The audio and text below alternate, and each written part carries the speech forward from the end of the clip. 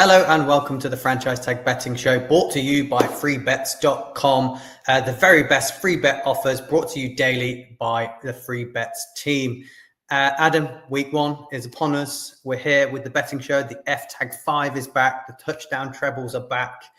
Football's back. We had a game last night. We always go over that first. Did it live up to the hype for you? No. Does it ever? Well, I'm just glad it's back. Two teams that, for me as a Giants fan, I was like, can just both lose? Is that possible? Can both lose.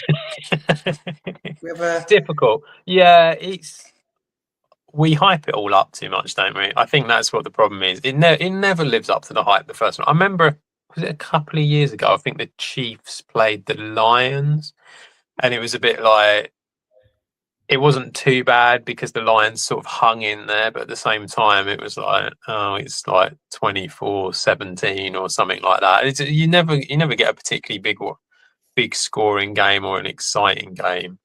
I thought Dak played pretty well, all things considered. I thought he did all right. I mean, the O-line protected him quite well. I was quite, yeah. I thought the O-line did reasonably okay. I felt like the Cowboys I feel like the Cowboys have shown their hand when it comes to what they're going to be this season, which is basically, I think they'll be decent on offense, and defensively, I think they'll probably struggle.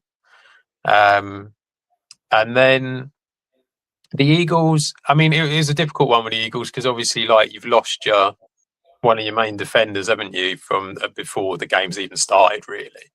And yeah, so it kind of felt like Jalen Hurts he did well, but he kind of just took it all on himself, kind of thing, rather than spread the ball about a bit. So yeah, a bit of an odd game.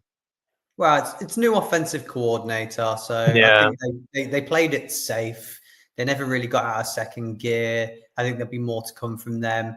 Defensively, there was a lot of guys that were on the team last year that aren't on the team this year, which obviously impacts a little bit. I think 24-20 as well. I think the Cowboys, for me, overachieved in that game. I think they'll go away from that game feeling quite good about it, considering we all had them sort of not being able to compete. And if CeeDee Lamb didn't drop the ball, maybe Dallas win that game as well. Yeah. I mean, like you say, there's definitely some reasons to be cheerful for them compared to what they were before. So did you like that? Did you like put a little song in there for you, song title? But yeah, I mean, there will be life after Micah Parsons. Obviously, it's not all just the end and it's a disaster, but they do still come across as a team that is going to be limited to what they can do, which, I think, to me, I know this doesn't sound 100% right, but I think, like I say, I feel like the Cowboys showed their hand. I don't think they get much better than that. I think maybe they can get a little bit better, but not much better. Whereas I think the Eagles have got a long way that they can get a lot better. And I think that says a lot. Yeah. Well, we'll jump straight into the FTAG5. I'm going to make a note this year to see our percentage. I know we had some good winners and some good FTAG5s last year, but let's take a look at the odds. So the first game I have gone for, Adam, it's the first one I picked out of them. It's the one that I like the most. It was the Arizona Cardinals at -6.5. I think the Arizona Cardinals, they tend to start off quite well in seasons and then fade off towards the end. It's been kind of a pattern for them. I think Kyler Murray's got a bit of a point to prove. I think they've got some new pieces. Yes, they're older. Marvin Harrison's going to want to show that he's got the business, and Trey McBride, I'm sure, will be fantastic. And the Saints, I think, starting Spencer Rattler, not really having loads at wide receiver option. Chris Olave, obviously very talented, but had the concussion issues. I think they're going to get stomped by the Cardinals in this week one opener. So I think, I was quite happy. I know it's a high number for me, usually the 6.5, but I think a touchdown plus is capable for the Cardinals, which is why it's the first one I locked in. I thought, yep, Cardinals are going to smash them. I'll lock that in straight away. Yeah, I think that's a fair assessment of it. I mean, so I've written my ACCA that I'm separate from this for free bets. If you go over to that, then you can read it. And spoiler alert kind of thing. The first one is the Arizona Cardinals to beat the New Orleans Saints. And to me, the first line was basically, it's going to be very difficult to back the Saints this year. Like they're just, the quality that is on that team just isn't there anymore. It's just gone. And it's like the offense, because you've got Spencer Rattler. I mean, we had Saints fans that were, saying that when we did our previews during the season that we'd got it wrong, that Tyler Shock was going to be good, and yet here we are, week one. Exactly, you can't even beat out Spencer Rattler. So I mean, that tells you all you need to know. And probably, to be brutally honest, what a bad pick it was to be taking him in the second round if you can't even beat out Spencer Rattler, who really, I know last year was his rookie season as well, but really did struggle. And I think there's going to be a limit to what you're going to get from him. So it feels like for the wide receivers, as good as actually their wide receivers are, because they have got some decent ones in Chris Olave, Brandon Cooks, and Rashid Shaheed. I think it's going to be difficult because you're just not going to get the ball that much, and that's where the issue comes in. Do you think it's just going to get Kamara? Yeah, they're very reliant on Alvin Kamara, and although Kamara has shown how good a running back he is, and I imagine that he will continue to be a really good running back this season as well, I think it's going to be difficult for it all to go through Kamara. So it's tough. And then when you look at the sort of like the defense, there has been a bit of a brain drain when it comes to the talent of the defensive players. I believe Chase Young there's talk about that he might not play because he's picked up an injury. And so, yeah, it's tough to back them. The Arizona Cardinals just look a better, more talented team all round. And the fact that you're getting this within a touchdown or a converted touchdown, I think is a decent price. The next one I've gone to is the Cincinnati Bengals going against the Cleveland Browns. It's a similar story with me picking this one. I think Cleveland Browns are going to be one of the worst teams in the NFL this year. They've decided to start with Flacco at quarterback. Quinshon Judkins is still not signed on yet. The wide receivers, I need to see a bit more of them. Yes, they've got a good defense, but the Bengals have got a really good offense. That's their strength, isn't it? The Bengals are going to be all fire and all cylinders.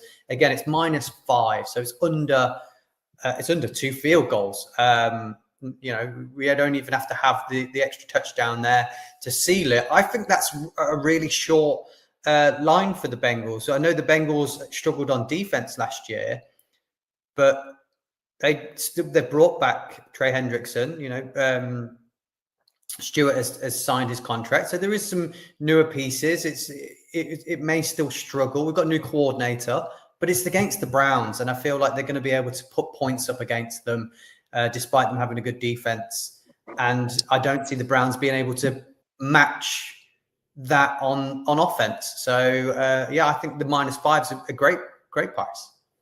Yeah, I think that's the point, isn't it?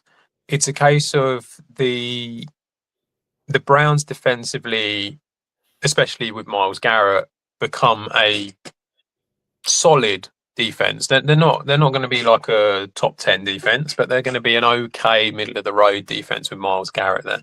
There's not, to be honest, when you look at it, there's not a lot else when you really like when it comes to real sort of strong talent. There's a few that are okay, but there's not like tons and tons of great players on that defense.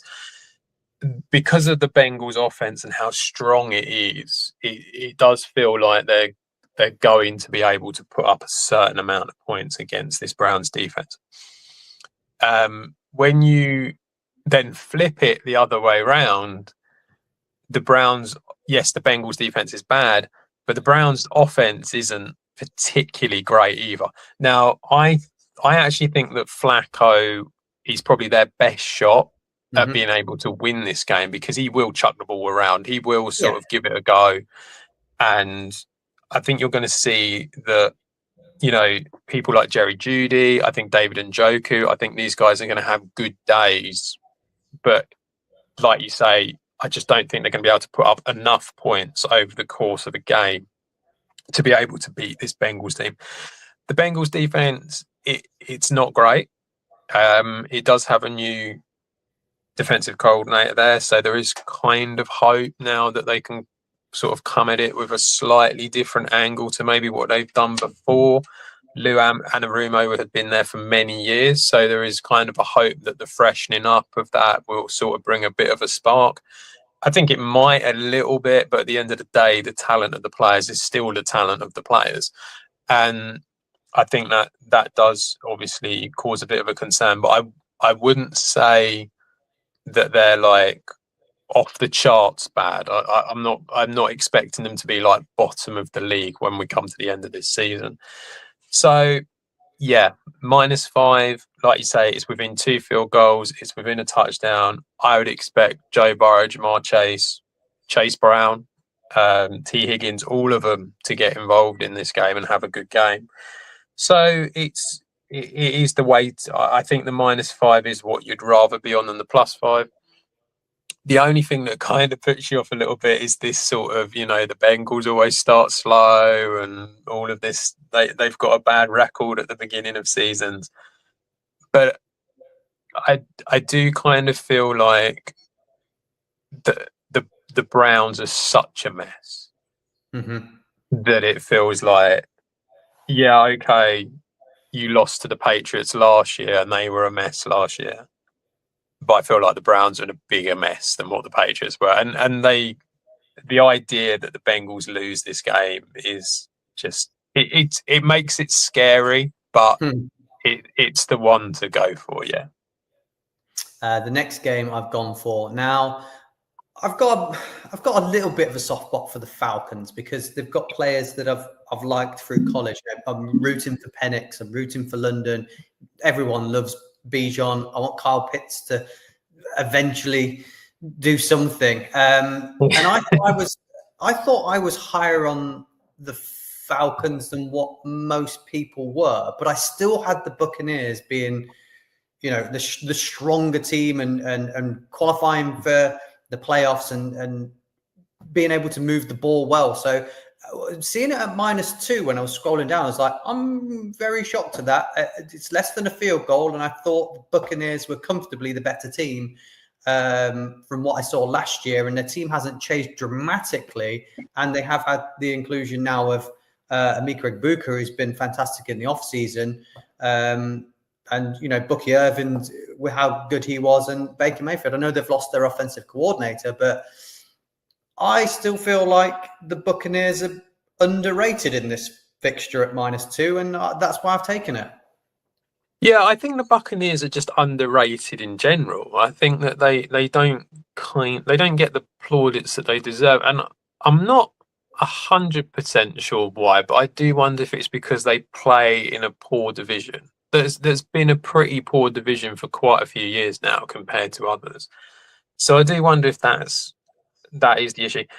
The defense was always considered very, very strong. It still is. It's still they've got decent players on that defense. Yeah, okay, they're getting a bit older now, but it's like they've still got something going there. You know, Levante David, Hassan Riddick, Antoine Winfield is still there. Yes, they're older, but they're still very good players. On the offense, Mike Evans, again, another older player, but still very good. As you said, Egbuka, I think, is going to have a good season this year, and he's definitely one to look out for. And I think he's got a decent chance actually of doing well in this specific game as well. I'm also not down on the Falcons. I'm just not at the point where I think they're capable of winning this division off of the Bucs.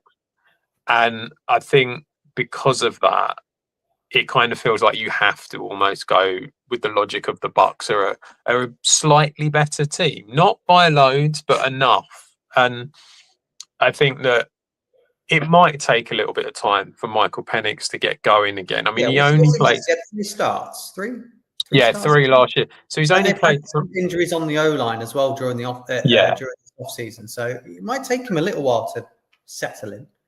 Yeah, exactly. I think it will. I think it will give him. It will take a bit of time. I think Drake London's great, but what else is there at wide receiver? There's not a lot. Darnell Mooney showed that he's still capable, but it is a bit like there is a big drop off there. Obviously, Bijan is going to be like running the ball quite a lot. And as you say, hopefully Kyle Pitts can actually do something for a change. So that's kind of what you're dealing with. It just feels like the Falcons are just not quite at the same level. And I think that it will probably show. And the fact that the spread is at -2 means that it is just within a field goal. And that kind of feels like a decent bet to be having. Yeah, they've got the same cornerbacks as they had last year. Now, obviously, AJ Terrell's talented, but he's going to have to be keeping an eye on probably Mike Evans. So, yeah, I just feel like, they gave up a lot of yards on the outside and over the top to wide receivers. And like I said, it's not changed. So yeah. I just feel like that plays into the Buccaneers' strengths of what they want to do. And like I say, I can really see Ibuka having a field day in week 1 if they're Terrell's on Evans. So, yeah, love the -2. It just feels like the Buccaneers are just slightly ahead of them still. Yeah. I think you've got to say that because they were last year. And as I said, the team's not dramatically changed since last season. And, Falcons have added some really, really nice rookies, but that's about it. The next one I've gone for is, where are they? I know who it is. There they are. I've gone for the Pittsburgh Steelers in the opening game against the Jets. Well, I had it at -2.5. It's now -3. I liked it at -2.5 because it's a field goal. So the fact that that's moved in less than 24 hours is a bit of a shock, but I wasn't convinced massively on the other games. And I just think Steelers defense is going to overwhelm Jets offense. I think they want to be run first. They've even said they're going to be run first. So it's going to be Fields running. It's going to be Allen. It's going to be Hall. It's going to be Davis. All of that are going to be rushing. I think the Steelers front 7 is strong enough to shut that down and slow them down. And I think offensively, I think Rodgers is probably going to be better early than he is later because the season will take its toll on him. So I just like the Steelers in this game against the Jets, who I think are just going to be average this year. I don't think they're going to be bad. I don't think they're going to be great. And I think the Steelers could be either one. Steelers could be awful or they could be great. I think they have a chance to be great with the team that they've got, the defense that they've got. And if Rodgers does play up to his standard and DK plays as well as his Pro Bowl level, then we could see something good from here. So I've gone with originally the 2.5. It's now 3. I still think I'd put my money on this game though. Yeah, so I'm going to assume that the reason that it's changed is the Elijah Vera Tucker injury to the Jets. So obviously that's a big offensive lineman that's come out, and given that, as you say, the Jets have come out and said that they want to run the ball, it will have an impact on that. So that's why I'm guessing it's happened. I'm not a massive fan of this particular one. This is the one that I kind of looked at when you told me the 5, and I was a bit like, yeah, this is the one I'm not overly keen on. I think I will caveat that with I think you'll probably be right. Mm-hmm. And that the Steelers probably will win this game. It's just there's a niggle, isn't there? There's a niggle. Yeah. I wouldn't want to be backing it. All signs point towards the Steelers should win this easy.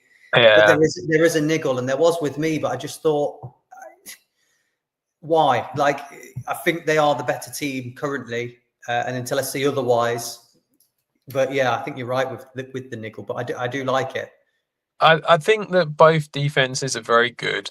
And, I mean, we've got an over-under of 38, which, in week one is horrific, to be honest, and one that no one wants. So I think because of that I think that's what scares you a little bit. It kind of feels like it's going to be a very defensive game. I'm not going to see much attacking or much sort of like real aggressive passing football here. And I think that's what the reason as to why. I suppose when you think about it logically, I would expect Aaron Rodgers to do more than Justin Fields in a game. Yeah, I mean the slight on Justin Fields is they don't. We've often said we don't think he reads the field, the defense very well. And I think Steelers is a top level defense, and what the schemes they're going to be coming at him. This might be a tough start for him in a new organization, and they're going to have to rely on the run game. Yeah, I know. I think you're right, and this is the problem. And this is why I say I think you're probably right that the Steelers are the ones that will come out like winning this game. It's just, it's that feeling where it's like it feels like Aaron Rodgers should do more than Justin Fields. It feels like the run game. Breece Hall hasn't been so great for the Steelers. Jalen Warren's good. Caleb Johnson has looked good in college. It feels like the run game isn't too dissimilar. It feels like that they've got solid running backs. The wide receiver cores after the first one, it doesn't really matter that much. So and they're both strong defenses. So they do feel very, very similar. And I think that's another reason why you do sort of look at it and you go, yeah, I'm not sure about this one because they do feel really similar. But yeah, I think you're probably right. But it doesn't. I wouldn't want to be involved in it, really, putting it in. There's lots of the other games I didn't want to be involved with, and I prefer this one more. The other one that I've gone for, the last game that I've added in there is the LA Rams at -3. Signs point towards Stafford being good to go. And we've said on the show, if he's good to go, they're one of the best rosters in the NFC, if not behind the Eagles. They could challenge the Eagles this year, maybe even win the Super Bowl. One might said, didn't they? So Houston, lots of changes on the offensive line, going against some really, really talented youngsters on that front seven at the Rams that dominated last year and I think are only going to improve this year. So I think CJ Stroud's going to be under a lot of pressure. He's going to have, other than Nico Collins, everybody's new at wide receiver. Even Christian Kirk's new to them. And then the rookies to complement that. And then running back, is Nick Chubb fully healthy to be the Nick Chubb we saw when he was in the Browns? I'm not sure. And until I see that, I think the Rams win this one comfortably. Yeah, I think you're spot on with this one. I really like this one, and I like the price of it as well. I think it was a really good price. When it comes to these two teams, it's funny, it's week one, but it kind of feels like that the Texans are already a bit banged up. Obviously, Mixon's out. Like you say, you don't know how great Chubb's going to be coming off of a serious injury. Christian Kirk is going to be missing the game. They've already come out and said. So it looks like it's going to be Jaden Higgins and Jalen Noel. It's going to be sort of like the support cast for Nico Collins. And already, as you say, with the O-line, there's a lot of moving parts to it. It felt like with Laramie Tunsil being traded that they've kind of reduced the quality on the O-line as well. And it just sort of feels like none of this is particularly helpful to a quarterback who had a very, very good rookie year, but then kind of took a step back last year. And you just sort of feel like that's a bit of a concern. As you say, when it comes to the Rams, it is very much all about Stafford being fit. They're saying he's going to play, that he's fit and he's ready to go. And I just feel like there's just more quality on the Rams offense than there is on the Texans offense. And both of these defenses are actually pretty good. And they're probably pretty evenly matched, actually. There's probably not that much between them when it comes to the defenses. But the offense of the Rams is just stronger. And the fact they're at home as well, it just kind of feels like it points to a Rams win on this one.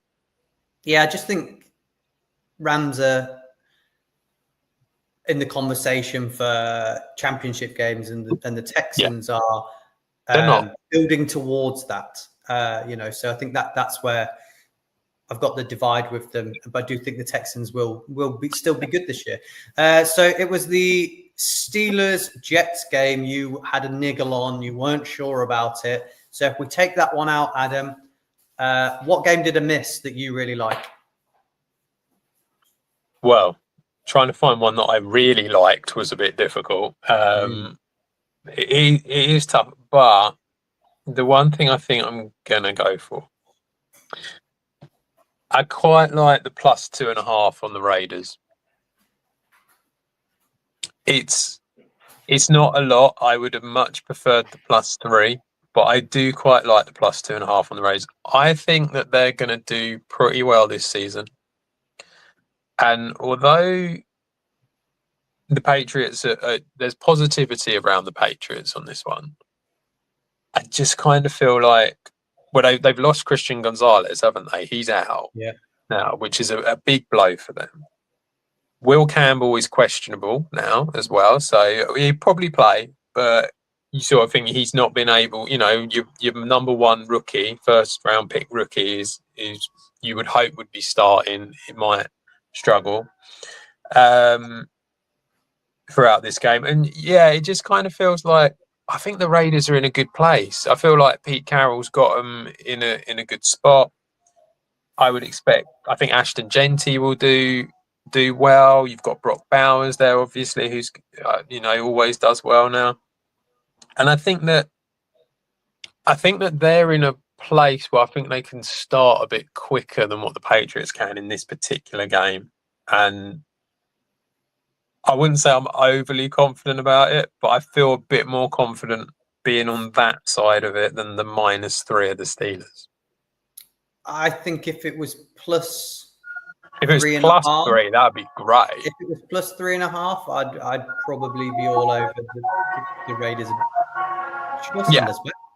Shador Sanders is back. Anyone who's been watching the main show will know that Shador Sanders comes by my house in his ice cream truck. So, I looked at that game of whether I wanted to put it in the ACCA or not, and I in my head I was with the favourites of the Patriots and going, I think the Patriots will win this game. But then I was like, oh, but you know what? I would not be shocked if the Raiders won it. Geno Smith is capable. Ashton Genty is a good running back. Bowers is good. So I wouldn't be shocked if they won. So that's why I was like, I'm not convinced to put that in the bet as much as the others. I was unsure about it, but if it was +3.5, I'd probably take the Raiders because this game could be a close game, come down to a field goal. Yeah, I agree. I think that I kind of feel the same about the Steelers-Jets game. I think that's the point. So it's like when you're looking at another one, it's kind of difficult this week. There's not a great deal that makes you feel like it. I mean, the only other one that just to throw out another one to you is the Seahawks at home to the 49ers, with it being +1.5 to the Seahawks, which has changed. That was +2.5, and I'm guessing that's the Christian McCaffrey calf potential injury thing that's going on. I mean, that's that. I think the Seahawks at home are a very difficult team to beat, and the 49ers are I just don't think they're as good as what they were. Yeah. Still got some good players. Still got some. Still got some good players, but they're not as good as what they were. No. Again, I just don't like +1.5 or -1.5. It's just not enough of a spread for me to really go for either of them. But I can see it thinking if you like one of those teams and you think one of them's going to win, then bang it in. you're really, really sure on the Seahawks, get it in at +1.5. If you're really sure on the 49ers, 1.5, -1.5 is good to put into the ACCA. So I wouldn't put anyone off if they like one of those teams putting it in. But with that said, Adam, putting people off, new section, accavoid. What bet in this you should definitely be steering away from, and don't even bother trying to put it in the ACCA? So you're going to enjoy this. Go on. The one that I am ACCA avoiding for this weekend's game is the Washington Commanders. Oh, I hovered over already. I knew it was coming. Now, the reason that I'm doing that is because I'm looking at the spread here of -6. Now, firstly, I'm going to say I'm not expecting the Giants to score loads of points in this game, but they do have a very, very good defense. I think this defense is a bit underrated. People are not talking about it enough. Really good pass rush now. And actually, even the D-line's pretty good as well. So the whole front seven looks very good. The corners are solid. Maybe not as good as the front seven, but the corners are still solid. And I think that they're going to make themselves difficult to beat because of that. Obviously, when it comes to the offense, I don't think they're quite... well, they're not as good as the Commanders offensively. But I think they do have some interesting weapons. I think obviously Malik Neighbors will be good. Theo Johnson could be interesting at tight end. I think he's going to be really good this year. I think he's got a good chance of being decent. And I like the running backs. I like Tyron Tracy last year. I think Scatbo's going to be good for them as well. So I think there's you missed out Singletary in that list. You know? Sorry, I missed out. I apologise. Yeah. So I think they've got a good chance of being able to win some games this year. The Commanders, it kind of feels to me it's weird. They had a lot of guys in last year on short-term contracts, and it seemed to work really well. But a lot of them have gone now, and I don't necessarily feel like, I don't know, they brought in replacements and people. The guys that they have brought in theory, should be better than what they've lost. But I feel like they've become quite an aging team quite quickly. Oldest roster in football. Yeah, and that feels weird when you've got a quarterback going into his second season that this is what they've done. I brought it up to you. And when you say oldest roster, the players that they've got are really aging as well. You know, they're all... Yeah. If any of them go down as well. What I mean, that is a concern for the long term, of course. But, you know, offensively, Terry McLaurin was great last year. You would expect the same again. Jaden Daniels was great. You probably... asking him to be the same as last year is tough. So I'd expect a bit of a sort of like a pullback from that. But I think he'll still be decent. But yeah, Deebo Samuel is, I mean, we don't really know. He didn't look like the Deebo Samuel of old at the 49ers last year. He's not going to be asked to be Deebo, is he? Because McLaurin will be the guy. I think you might see Deebo, now they're a bit unsure at running back. I think you might see him in a few running back spots. Yeah, possibly. Throughout the games. But I really, really agree with you on this game. Again, +6 as well. I can see the Giants really upsetting a few teams early, because people might be going, oh, yeah, it's the Giants. We saw what they did last year, and they might not be expecting what we've got this year, because like I say, that front seven could be top 3, and we have strengthened at cornerback and safety. So, yeah, I've likened this to the Steelers, who had success with Russell Wilson. I feel like our O-line's slightly better than what theirs was last year, and I think our wide receiver core is better. I think Neighbors is better than Pickens. So the run game is similar. So I think we could have some success. So I think there could be an upset here. If there's going to be one, I think there could be an upset in this game. So I'm definitely taking the +6 on the Giants. Even if it's just a close game, you know, if this comes down to a field goal, it's an in division game that often sort of throws out the expectation as well because of the rivalry. So yeah, I think Giants +6 is if I was more confident I would have put it in the ACCA because I really like it as a bet for the +6. Yeah, I also think the over-under, I think 45.5 is a bit high. I think this could be quite a defensive game. And I just feel like when you get these defensive games, if you're giving someone +6 on a defensive game, it feels like, you're going to take it, aren't you? So that's the one I'd avoid. I'd be avoiding the Commanders this week.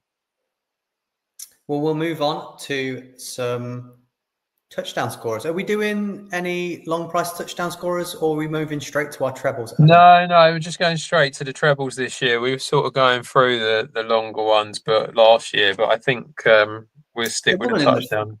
It was really tough with that. I think I set you quite a tough challenge because it had to be over 2-1, didn't they? I've got one that's 2-1 in my ACCA as well. Do you want me to go first then? Go on then. Because we haven't conferred with each other what they are, but I told you that my odds, you told me first, your odds were high on the 6 o'clock games UK time. And then I went, mine's quite high. I've got 23.15 to 1. That's nothing. Okay, so yours is higher. So first up, I've got Jalen Waddle at 2-1. Okay. Going against the Colts. Tua's going to be playing. I think Waddle's going to have a big year. I think Tyreek's not going to be there that long. So I think they might focus on Waddle and get him involved a bit more. I like him this year as for even a fantasy option. So I'm going to like him for a betting option as well. Maybe I've got a bit of he's 2-1. Maybe I've got a bit of a thing for the names here. I've got with Jalen Warren.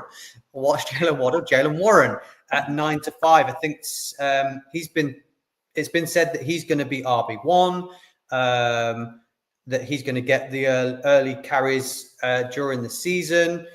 And I think if they're going to score touchdowns, I think there's a possibility if they get down in the red zone, he's going to be the one they put the ball in the hands of. So I like the odds of 9-5 on him. And then the last one I've gone for is a guy we spoke about. I think he's going to have a massive week 1. And that is Mika Egbuka at 15-8. Lots of people say he might not be the red zone target, but I watched him at Ohio State. He is a red zone target. Trust me, he is going to be used when it comes to the red zone. And that, like I say, that all comes in at 23.15 to 1. Love the odds on that. I think that's a week 1. That's a decent start. I like the players. You don't like Waddle, do you? I'm not. I mean, I'm not overly fussed with Waddle anyway. The problem is that. Sorry, I just had an Ally McBeal reference go in my head then. The problem with Jalen Waddle is that he spends his life being injured, and I understand this. But sorry, he's currently not injured, so that's all right. He's currently not injured. And in theory, it's week 1, so he shouldn't be injured going into it. But he comes out of games so easily, and then you're done because you just miss so much time. That's the problem. So I'm not keen on Waddle. The Jalen Warren one, not over. I mean, I get it. I get the theory. Hey, you didn't. I said to you last night, I'm all on Javonte Williams scoring, and you were no. I mean, fair enough. He goes twice. Although it did help that Jalen Carter didn't play. He goes twice. So that's all I'm saying. My ticks on touchdown scorers very early because if CD Lamb learned to catch the ball, then we wouldn't have had any of them problems. But I mean, no, I get it. I understand what you mean. Jalen Warren, in theory, I get it. You would think it's going to be very run heavy that game. So fair enough. I just don't know. I feel like Caleb Johnson's a bigger running back, isn't he, than him? I don't think they're going to early doors. I don't think they're going to put the ball in his hands. I think they're going to work him in slowly. I think it's going to be Warren. Yeah, week 1's Warren. You're probably right. Egbuka, love it. Had him down on my short list. Like Egbuka. Right, my early games touchdown treble. We have gone for a tight end touchdown treble here. Oh, That would be some big money last year. 5 tight ends on tight end weekend, and it wouldn't be a lot of money. It did, didn't it? Yeah. So, first one up, we are going for David Njoku for the Browns. Now, at 5-2. The reason that we're going for that one is I just think that Flacco's going to throw that ball around all over the place. And it's already been pretty well documented that they have quite a decent relationship between the two of them. So I like the look of Njoku at 5-2 here. Going up against a Bengals defense, we know he's not great, but as we said previously, their offense will be too strong for the Browns to win the game. But yeah, so 5-2 for Njoku. Like the look of him. Next one we're going to go for is on the Raiders against the Pats. We're going for Brock Bowers. 13-8 for Brock Bowers. Again, Christian Gonzalez isn't going to be there, so I think that you're going to be able to target the Patriots defense, especially corners now, and we'll be able to get something out of it. Bowers just is the main guy there, and now that I actually feel more confident with him, if you could feel any more confident with him, but I actually feel more confident with him with Gino than I do with the quarterbacks that they've had before. So I think very strong chance ain't happening. And then going up against Jalen Waddle, we're going to go for Tyler Warren. Yeah. Of the Indianapolis Colts at 13-5. Now, again, this is purely because we're going up against a Dolphins defense who's, I believe, people were telling me that Storm Duck is the best corner. Who the bloody hell is Storm Duck when he's at home? Great name, brilliant name, but not necessarily a great corner. The whole of the cornerback room has been decimated. There's hardly anyone there. The defense in general, we've come out and said we don't think he's going to do much. We don't think the Dolphins are going to do much. So Tyler Warren at this price has got Daniel Jones as his quarterback, who cannot throw a deep ball. He can try, but he can't do it. So that ball is going to Tyler Warren. I think there's a chance that if the ball goes there a lot, which I think it will, that one of them will be in the end zone. So Tyler Warren.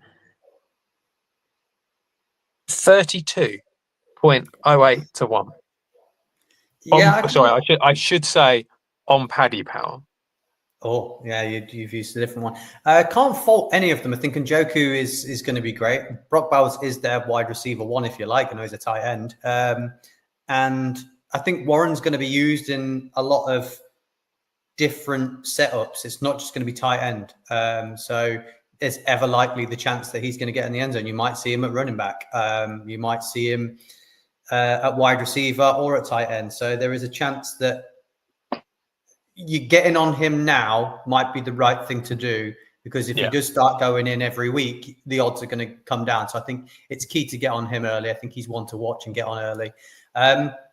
Equally the same, they've heard a lot about Harold Fannin at the Browns, about them wanting to get him involved and using him a lot. He's 4-1 if you want just a standalone bet on someone with some good odds.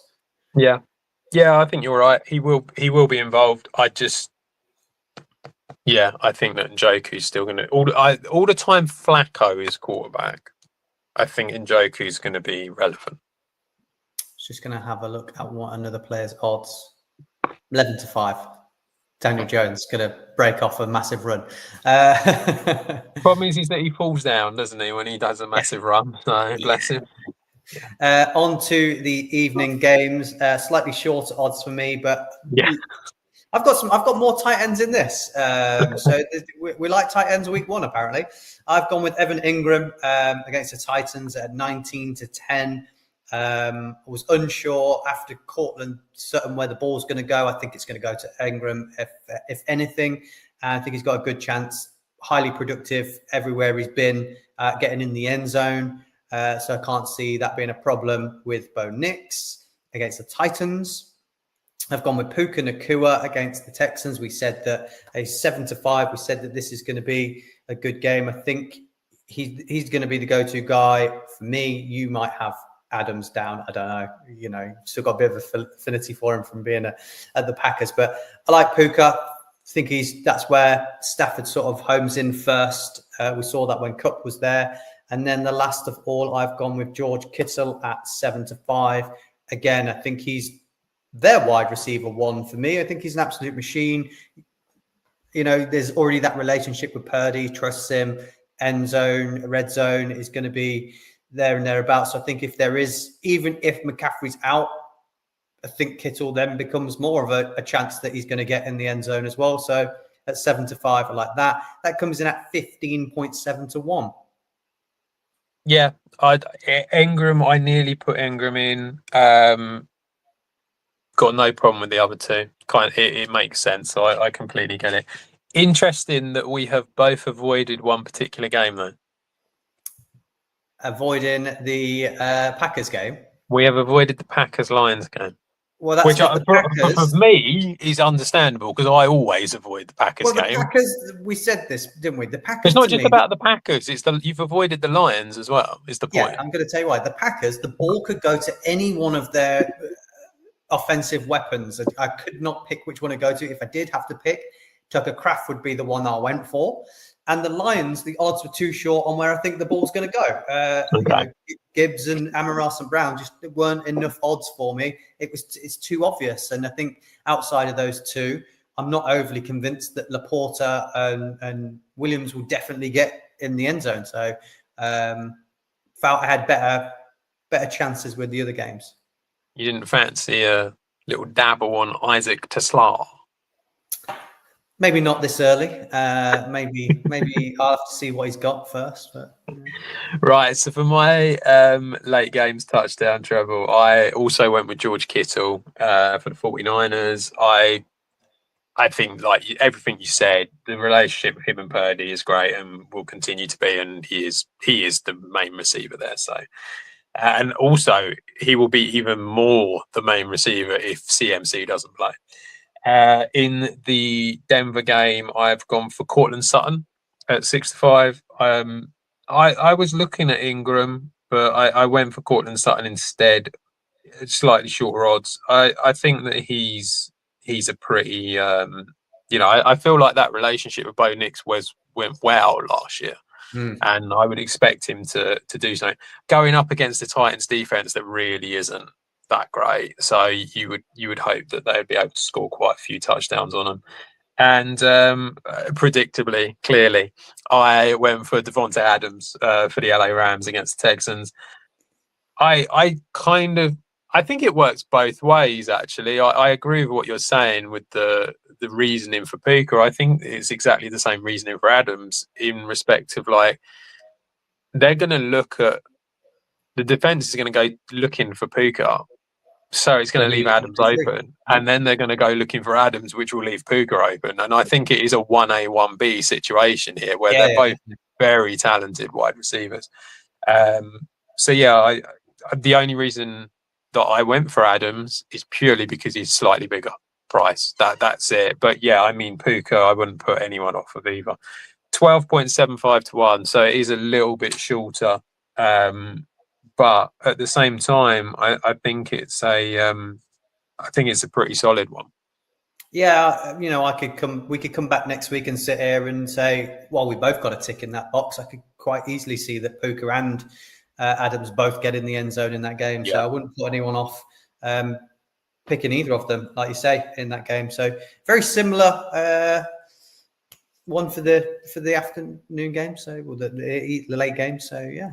It just kind of felt like, so just quickly, to me it felt like with the early games there wasn't much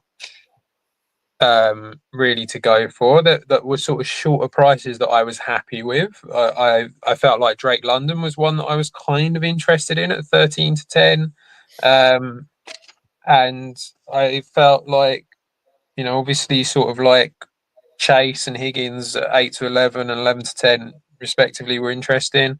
But the one I would say actually that didn't get in, and the reason it didn't get in is because I thought I'll do this stupid tight end touchdown treble thing. The Panthers, I do think McMillan at 7-4, I think he's a solid price and one to look for. But yeah, there wasn't a lot at a price that I was particularly happy with.